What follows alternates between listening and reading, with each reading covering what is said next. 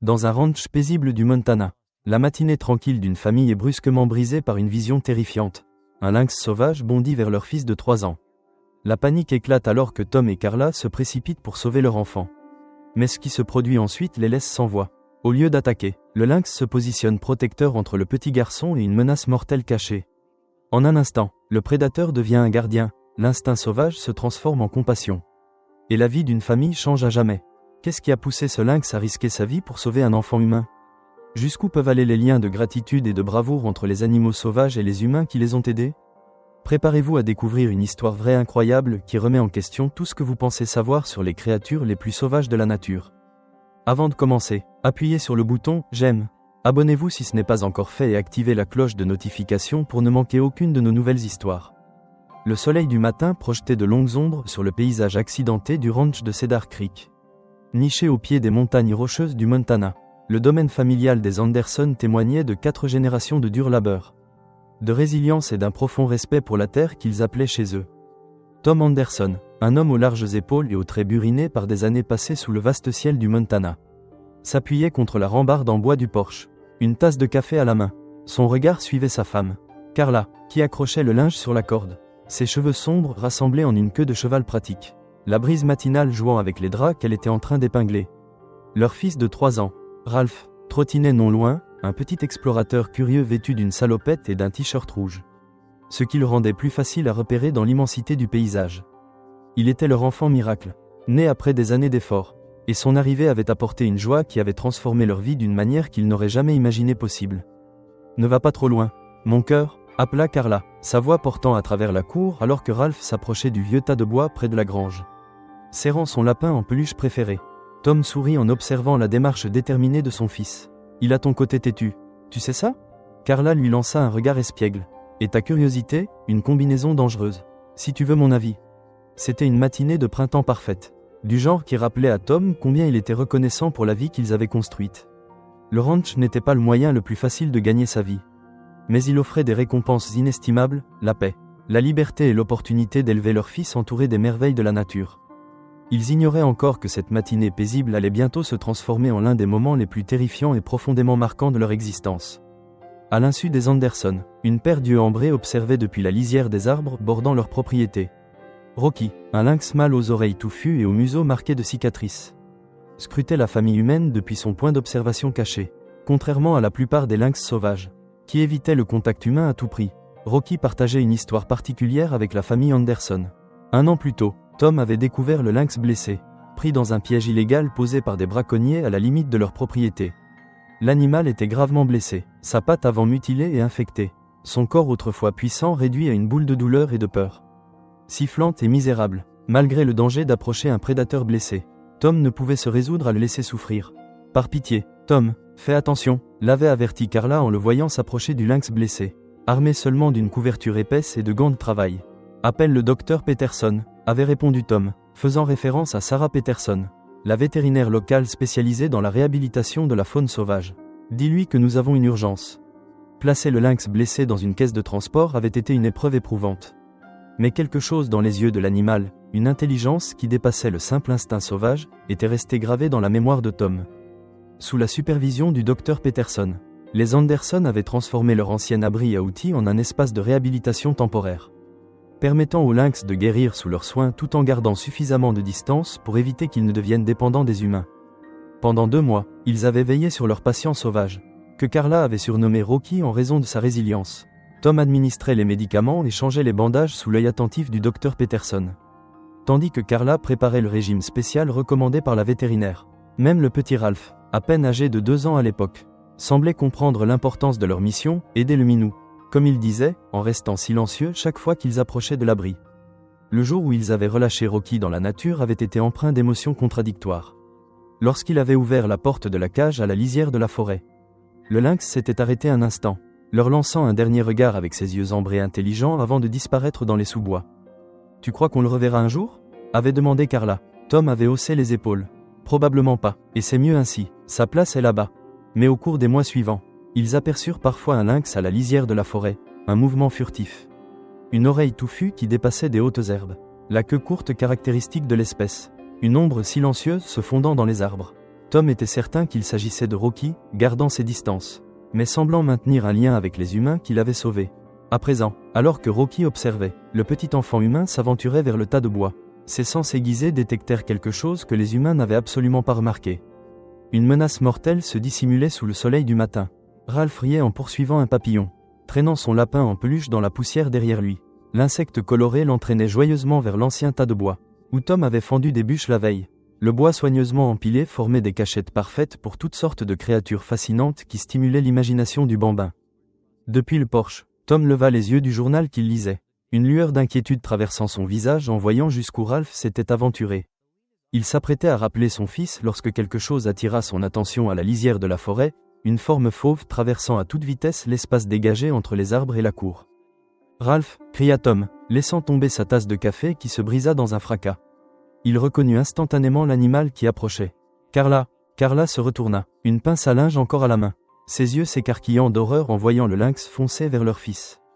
Le temps sembla ralentir tandis que Tom bondissait du porche, ses bottes martelant la terre battue, son cœur battant à tout rompre. Mais il savait, avec une certitude terrifiante, qu'il était trop loin, qu'il n'atteindrait pas Ralph avant le lynx. Ralph se retourna au son du cri de son père, son petit visage exprimant de la confusion plutôt que de la peur. Inconscient du danger qui fondait sur lui, le lynx, Rocky, traversa la distance avec une vitesse stupéfiante. Ses muscles puissants le propulsant en un éclair de fourrure et de détermination. « Non !» hurla Carla alors que le lynx atteignait leur fils. Dans un mouvement fulgurant, Rocky saisit l'arrière de la salopette de Ralph entre ses dents et tira l'enfant en arrière. Loin du tas de bois, le bambin bascula sur ses fesses avec un cri de surprise, son lapin en peluche s'envolant de sa main. Tom courait toujours, son champ de vision rétréci par la peur et la colère. Quand quelque chose le stoppa net. Le lynx n'avait pas attaqué Ralph.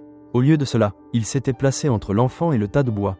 Le dos arqué, le pelage hérissé, faisant face non pas au garçon, mais à autre chose. Un cliquetis menaçant déchira l'air du matin. Tom se figea, la reconnaissance s'imposant à lui avec une clarté terrifiante. Là, partiellement caché sous le tas de bois que Ralph s'apprêtait à atteindre, se trouvait un grand crottal des bois.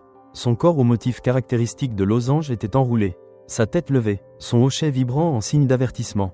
Le lynx, Rocky, gronda face au serpent, se maintenant entre le reptile et le bambin, qui pleurait à présent de confusion et de peur. « Ne bouge pas, Ralph !» appela Tom, essayant de garder une voix calme malgré la terreur qu'il submergeait. « Reste bien immobile, mon grand. » Carla les avait rejoints à présent, son visage pâle de frayeur. « Tom, quoi ? Crottal !» chuchota Tom, désignant le tas de bois. « Là-dessous !» Rocky tira encore Ralph un peu plus loin. La compréhension transforma l'expression de Carla. Elle prit la scène en entier, leur fils assis sur le sol. Pleurant mais indemne, le lynx debout. Protecteur, le serpent mortel. Enroulé, prêt à frapper. Rocky, l'a sauvé, souffla-t-elle. Incrédule, l'affrontement ne dura que quelques secondes, bien qu'il ait semblé durer des heures pour les parents terrifiés. Face à un prédateur qu'ils ne pouvaient intimider, le serpent finit par battre en retraite sous le tas de bois. Son hochet s'éteignant progressivement, ce n'est qu'alors que Rocky relâcha sa posture défensive, se tournant vers les humains avec ses yeux ambrés intelligents. Quelque chose comme une reconnaissance passa entre l'animal sauvage et Tom, un instant de connexion qui transcendait les frontières naturelles entre leurs mondes. Puis Rocky boita en direction des arbres. Tom remarqua avec inquiétude que le lynx évitait d'appuyer sur sa patte avant droite. Dans sa précipitation à protéger Ralph, il s'était sûrement blessé. Tom ramassa son fils et le serra contre lui, sentant le petit corps trembler contre sa poitrine. « C'est fini, mon grand, tu es en sécurité maintenant. » Le chat m'a poussé, sanglota Ralph en pointant du doigt le lynx qui s'éloignait. « Oui, c'est vrai, » dit Carla, la voix nouée par l'émotion en rejoignant leur étreinte. « Mais il t'a aidé, mon chéri, il a été un héros. » Alors qu'il ramenait Ralph vers la maison, Tom jeta un dernier regard par-dessus son épaule vers la lisière de la forêt. Là où Rocky avait disparu, l'animal sauvage qu'ils avaient sauvé autrefois venait de leur rendre l'appareil de la manière la plus incroyable qui soit. Et ce faisant, il semblait s'être blessé une fois de plus. Tom savait ce qu'il avait à faire. Ce soir-là, après avoir couché un Ralph encore excité, lui assurant que oui, le « chat héros » allait bien, et que non, les Crottal ne pouvaient pas grimper les escaliers jusqu'à sa chambre. Tom s'assit avec Carla sur le porche. Un fusil reposait sur ses genoux, une expression soucieuse sur le visage. « Tu vas partir à sa recherche, n'est-ce pas ?» demanda Carla, connaissant trop bien son mari pour ignorer ses intentions. Tom hocha la tête. « Il est blessé, Carla, après ce qu'il a fait pour Ralph aujourd'hui.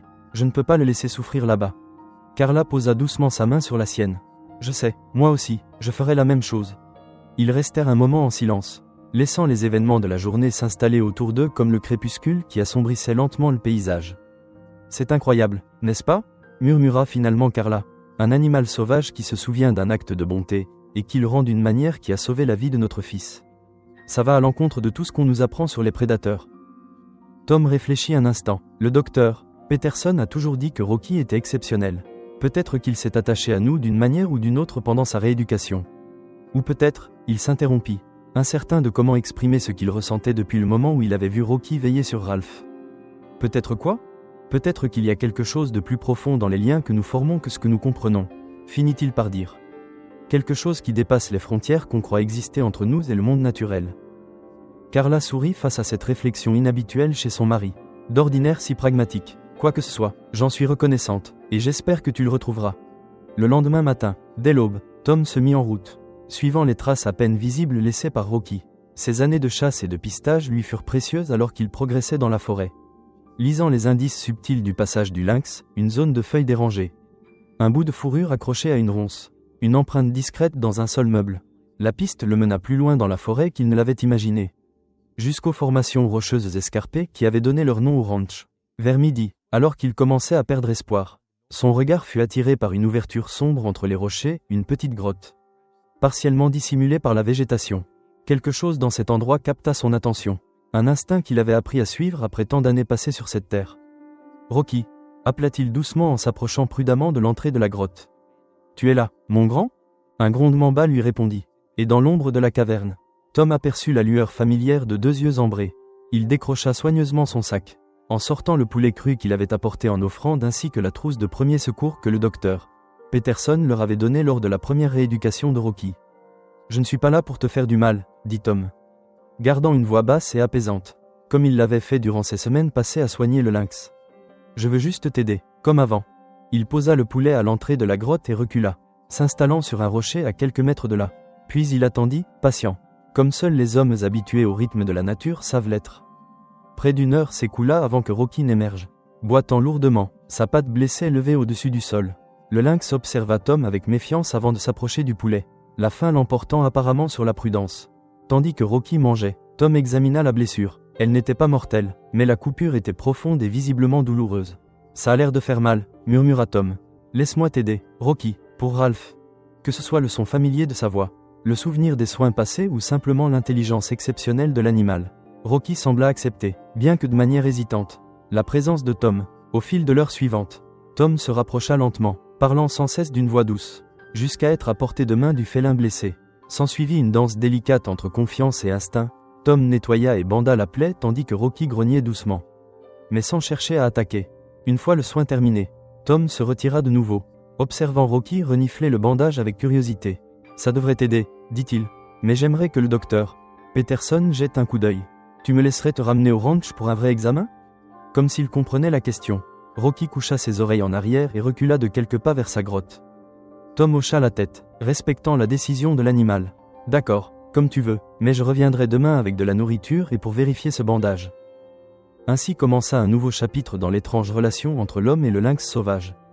Chaque jour pendant une semaine, Tom marcha jusqu'à la grotte de Rocky, apportant nourriture et bandages propres.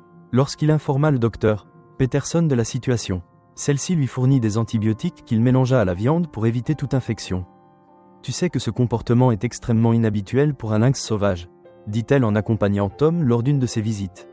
Ce sont des animaux solitaires et insaisissables, qui évitent tout contact avec les humains. Tom observa Rocky tolérer l'examen de sa patte en pleine guérison. Il n'a jamais été comme les autres. Doc. Le docteur Peterson secoua la tête. Impressionné, le lien que vous avez formé est extraordinaire.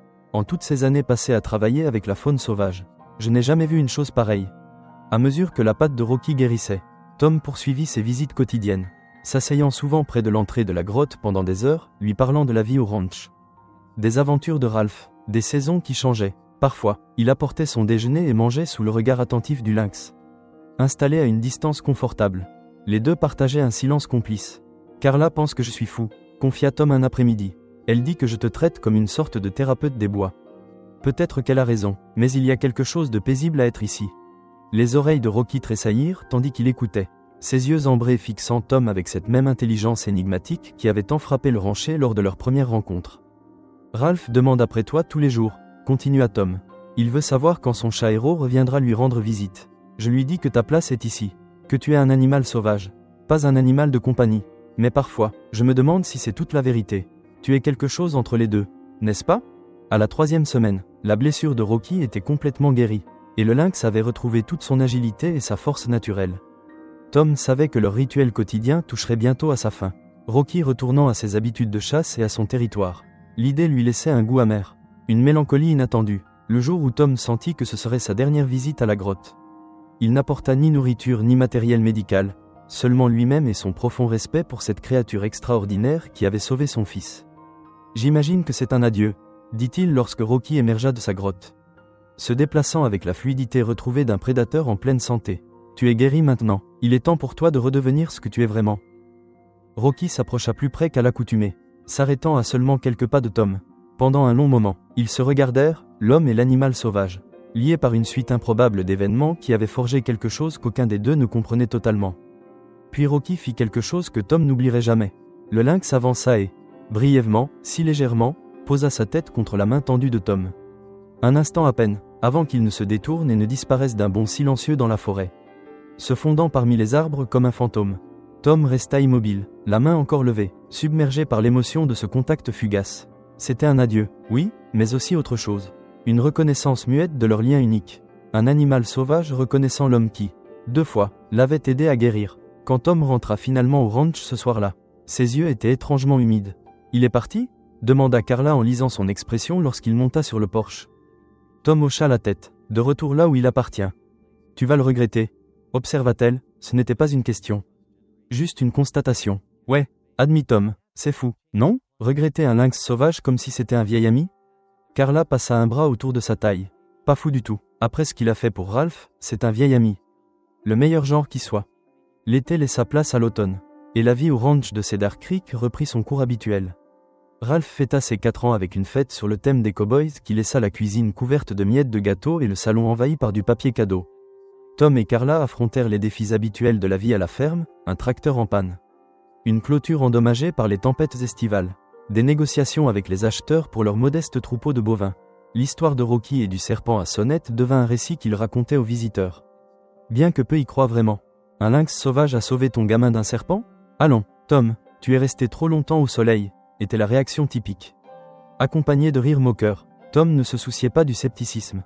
Il savait ce qui s'était passé, et cela lui suffisait. Lorsque la première neige de l'hiver recouvrit le paysage du Montana, la fascination de Ralph pour le chat héros s'estompa progressivement, remplacée par de nouvelles aventures et découvertes. Tom, lui, jetait encore de temps à autre un regard vers la lisière de la forêt lors de ses corvées quotidiennes. Mais il n'apercevait plus de silhouettes furtives ni d'yeux ambrés entre les arbres. Jusqu'à la nuit de la tempête de décembre. C'était l'un de ces blizzards du Montana qui surgissent de nulle part, transformant une soirée claire en un chaos de vent hurlant et de neige aveuglante. Tom venait tout juste de sécuriser le bétail dans la grange lorsque la tempête frappa de plein fouet, réduisant la visibilité à néant, alors qu'il luttait contre le vent pour regagner la chaleur et la lumière de la maison. Le froid mordant le transperçait comme une lame. À l'intérieur, Carla avait allumé le poêle à bois et préparé du chocolat chaud, tandis que Ralph jouait avec ses camions jouets sur le tapis du salon, inconscient de la tempête qui faisait rage à l'extérieur. « Ça va être un mauvais coup », dit Tom en frappant la neige de ses bottes dans le vestibule. Le thermomètre descend vite, ça pourrait être la nuit la plus froide de l'année. Il s'installait pour une soirée familiale chaleureuse quand un bruit attira l'attention de Tom, un grattement à la porte arrière. À peine audible au-dessus du hurlement du vent. Fronçant les sourcils, il se leva de son fauteuil. « Tu as entendu ça ?» demanda-t-il à Carla. Elle secoua la tête, mais le bruit se produisit à nouveau, plus insistant cette fois. Tom s'approcha prudemment de la porte, se demandant si une branche s'était détachée et frottait contre la maison. Il alluma la lumière du porche et regarda par la fenêtre. Ce qu'il vit lui coupa le souffle. « Carla » appela-t-il, sa voix étrange. « Viens ici. » Elle le rejoignit à la fenêtre, Ralph trottinant curieusement derrière elle. Là, illuminé par la lumière du porche, contre la neige tourbillonnante, était Rocky. Le pelage du lynx était couvert de blanc, sa respiration formant de petits nuages dans l'air glacial alors qu'il regardait directement la porte, comme s'il savait que les humains l'observaient de l'autre côté. « Hero Kitty » s'exclama Ralph, appuyant son petit visage contre la vitre. « Papa, c'est Hero Kitty !» Tom et Carla échangèrent un regard d'étonnement. « Que fait-il ici ?» chuchota Carla. « Par un temps pareil ?» Tom secoua la tête, tout aussi perplexe. « Je ne sais pas, mais je ne peux pas le laisser là dehors sous cette tempête. » Avant que Carla ne puisse répondre, Tom ouvrit déjà la porte du vestibule. « Reste à l'intérieur avec Ralph, lui dit-il.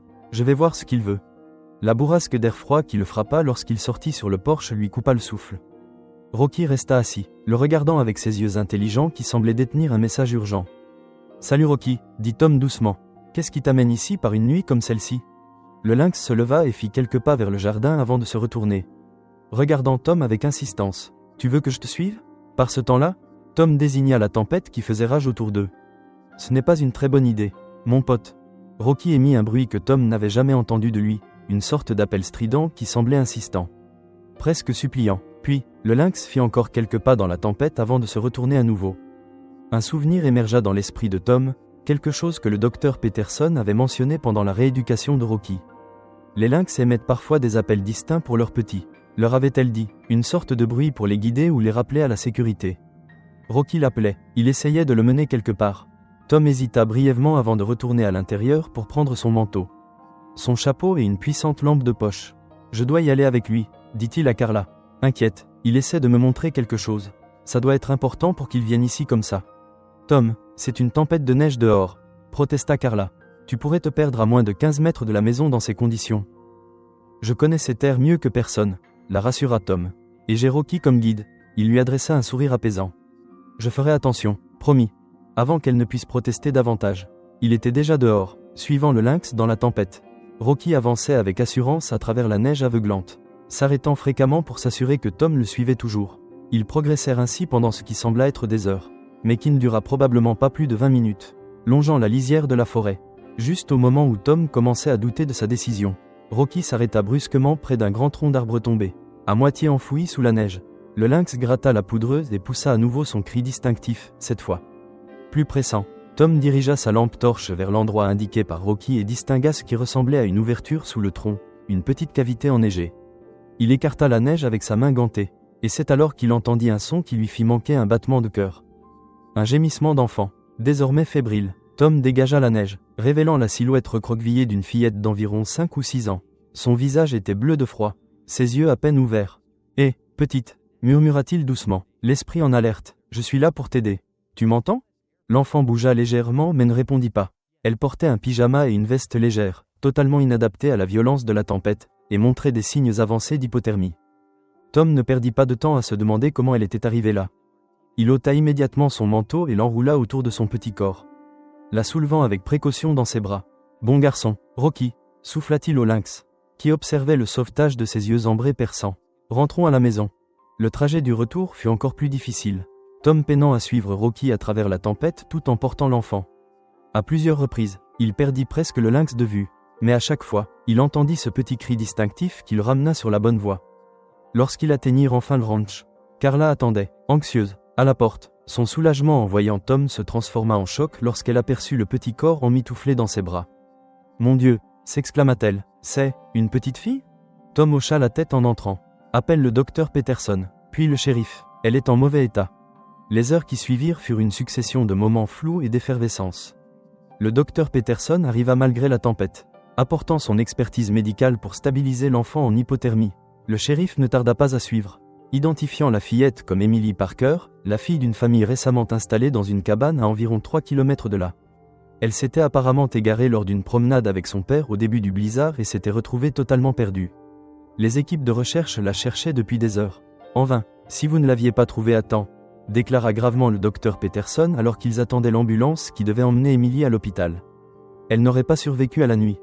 Tom secoua la tête, peinant encore à assimiler l'incroyable enchaînement des événements. « Ce n'est pas moi qui l'ai trouvée, c'est Rocky. » Les sourcils du docteur Peterson se haussèrent. « Le lynx ? Encore lui ?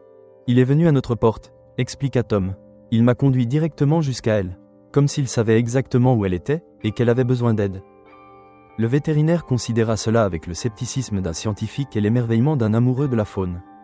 Les lynx ont des sens exceptionnels, une vue perçante, une audition aiguë. Il a peut-être détecté sa présence d'une manière que nous ne comprenons pas. Mais la reconnaître comme une urgence ? Chercher spécifiquement de l'aide humaine ?